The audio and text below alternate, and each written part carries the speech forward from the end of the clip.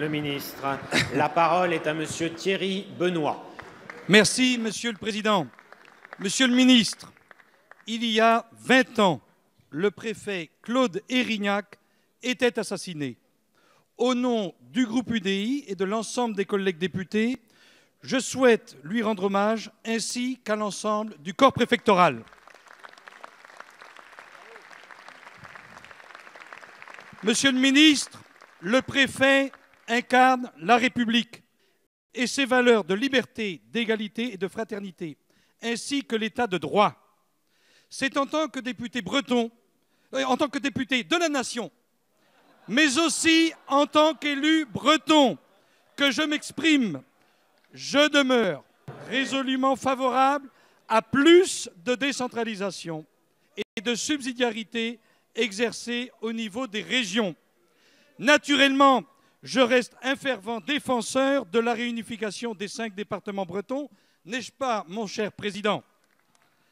À l'heure où le président de la République rencontre nos amis corses et français, bien sûr, à l'heure où nos voisins catalans se déchirent, comment le gouvernement compte-t-il confier plus de compétences aux régions en tenant compte de leurs spécificités et en restant garant de l'unité républicaine, sans oublier d'inscrire cette politique dans la trajectoire du projet européen? Voilà, Monsieur le ministre, l'un des défis de notre époque. Concilier l'histoire de nos régions, leurs racines, leur culture et leurs traditions, avec une vision moderne et ouverte sur le monde qui donne confiance et espérance aux populations et permette ainsi de faire vivre la devise européenne unie dans la diversité. Merci, Monsieur le député.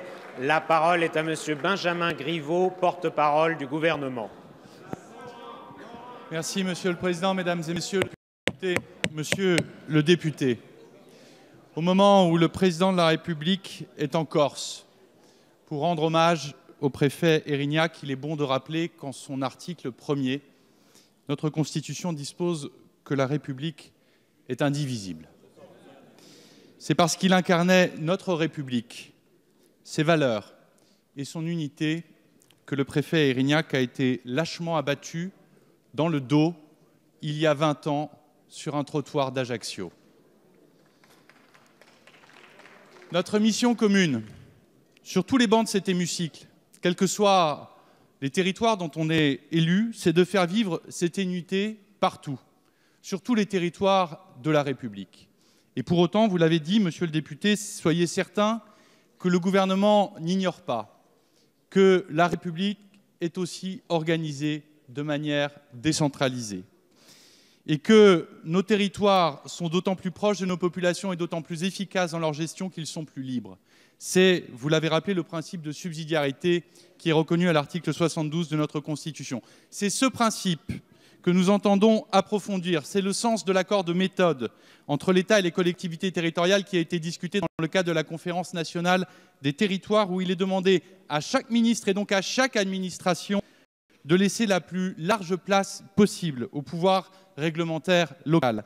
C'est aussi l'engagement du gouvernement à s'atteler, disons, à simplifier des normes souvent complexes, centralisées, tatillonnes, qui laissent trop peu de pouvoir aux collectivités locales et qui vont contre le principe même de subsidiarité. C'est le sens de la mission qui a été confiée à Alain Lambert et à Jean-Claude Boulard par le Premier ministre pour faire une mission de revue du stock des normes existantes et aller vers plus de simplification. Vous le voyez, Monsieur le député, notre objectif que je sais partager, c'est d'avoir une relation de confiance entre l'État et les collectivités.